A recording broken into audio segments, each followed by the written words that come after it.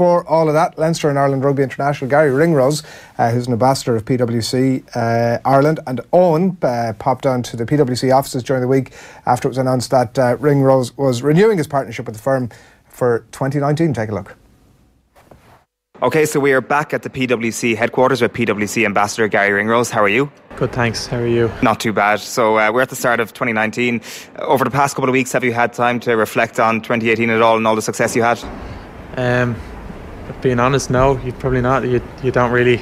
There's always a game around the corner that you need to be focusing on, so you don't really sit back and reflect on the year too much, to be honest.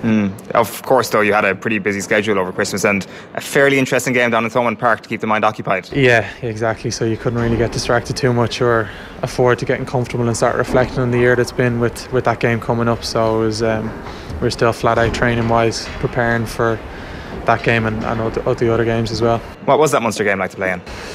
It was tough. I think I've never played an easy game down in Thomond Park, and the atmosphere is always incredible down there, and you can feel the ground shaking certainly when Munster run out.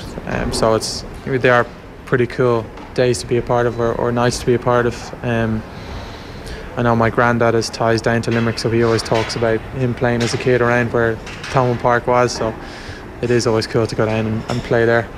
The game itself obviously was tough enough and didn't go the way we had liked, but I think learned a couple of valuable lessons from it and hopefully try and be better as a result. Yeah, there was a lot of needle in the game, which we all loved. Was it enjoyable for you?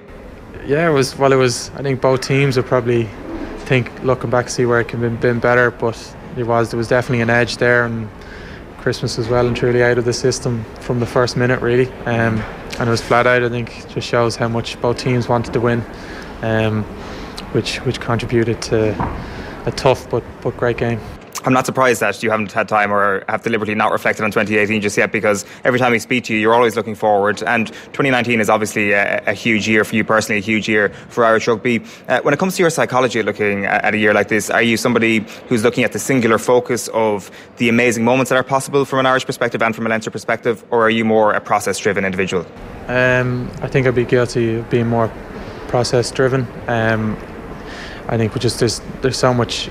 So I was talking about it earlier, I feel like repeating myself, but there's so much out of a player's control, whether it's injury, form, other guys coming into form, selection. So to really get distracted by anything outside of your control, it's just about focusing on what's in front of you in the next challenge and taking full advantage of the next opportunity, whether it's in training and then if you're lucky enough in a game. So you can't really get distracted. I know it's a big year for Ireland, which a lot of people are talking about, and then obviously another big year for the province, but you don't really get too caught up in maybe what's been said externally. You're kind of focusing on what works for you and works for the group by keeping it in-house and focusing on each or the next challenge. Has that always been the case with you, or did you have to learn to become a process-oriented person? I don't know. I think from a personal perspective, coming up through under 20s and stuff like that, I wouldn't have always been plain sailing and picked for some games and dropped for others, and you kind of, I think, appreciate that worrying about stuff that's out of your control usually, well, it doesn't bear much weight, or it shouldn't bear much weight in your thought process. So it's more important to just focusing on preparing and working hard and then taking advantage of any opportunity that I'm given. So I think most players, to be fair, would have that attitude, and it's, I think, just with the nature of the game and how competitive it is with Leinster and competitive it is with Ireland, you can't really afford to do anything other than that, that sort of way. Toulouse this weekend for Leinster. Have you found this year tougher from a Leinster perspective as a collective? I don't know whether you call it tougher. I think it's just never easy. Every time in Europe, I've never played an easy European game. The preparation that goes in, the opposition that you're playing against, it's always incredibly tough, and it's no different with Toulouse. Obviously getting beaten by them over there, just shows that if you are off the ball, that they can pick you apart and ultimately beat you. So it's our job to try try and reverse that previous result. I'm sure from your own personal perspective, maybe you haven't reflected on this either, but certainly things have been written about you. It's been an excellent season from you personally, performance-wise, but also you get the sense watching, I'm not privy to the conversations that are happening, that you've been kind of pushed more into a leadership circle within the Leinster camp. I guess with Isa leaving the team last year, everybody had to step up a little bit when it came to leadership. Is that a conversation you've been having with Leinster coaches, that perhaps one day you're looking at a potential captaincy role or something like that? No, not at all.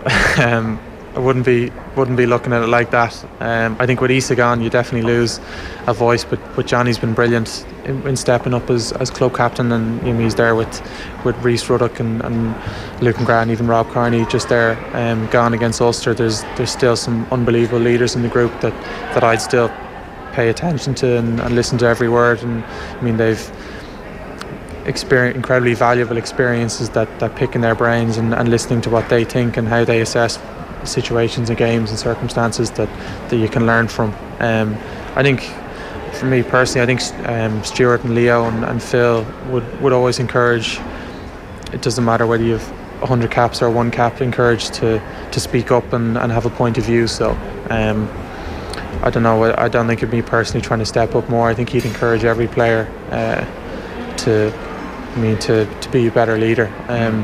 So that's one of the focuses they'd have for everyone, really. Do you feel that you've got more confidence in some of the individuality you can bring to the Leinster team? And there's a lot written about you stepping into the 10 channel for one of the tries against Wasps in the RDS a few months back. Is that something, for example, you might have been able to do last year, having the balls to say, Johnny, step out of the way for a moment, this is my ball? No, I think you wouldn't really think about it like that. It's just about doing what you can that's best for the team. And someone like Johnny, because of how good a player he is, he's constantly targeted. So Stuart would encourage not just me, any player to step up and be able to ball play. So you wouldn't overthink it, or it would never be a matter of telling the 10 who's there to step out of the way. It's not really like that. It's just you play what's in front of you, and if there's an opportunity to attack, you take it. So you wouldn't overanalyze it or think too much of it all, really. I think it only happened once or twice, so it's not that really big of a deal. The last thing I wanted to ask you about was 12 months ago we were sitting here and you were chatting about your college course. You're graduated now, are you? No, you're still there. I'm still going. Not much has changed. I've just completed a few more modules since the last time I was talking to you here, so UCD are incredibly helpful at supporting me, especially over the year that's been and how hectic and manic it's been. It's great the fact that I'm there, and I feel lucky to be working with UCD and how helpful they are. So they kind of would facilitate, and you still have to sit the exams, so there's no getting out of that. You still have to put in the hours of study and stuff, but if it's assignments, you might get an extension, or if you have to sit an exam in a different place, they'll supply an invigilator that'll bring the paper to you, and you can sit the exam in a team hotel or something like that. So I don't think I'm progressing and nearly there. There's another semester or 2 to go, but I certainly wouldn't have got this far if it wasn't for UCD's help. And I guess as well, it helps to have that sort of routine outside of the training pitch as well, that sort of routine day to day. It hasn't changed too much from last year, which was a pretty good year for you. Yeah, well, it's easy to say now, it's nice to have the distraction, but then when you're going into an exam, you're thinking, oh, why am I doing this? But now in the grand scheme of things, it's always good to have something like that going. It certainly is. Well, best of luck this weekend and best of luck with the next few months. Garry Ringrose, thanks a million. Thank you. That's PwC Ambassador Garry Ringrose in conversation with Owen Sheehan during the week there. You can check out that full piece up on our YouTube channel as well.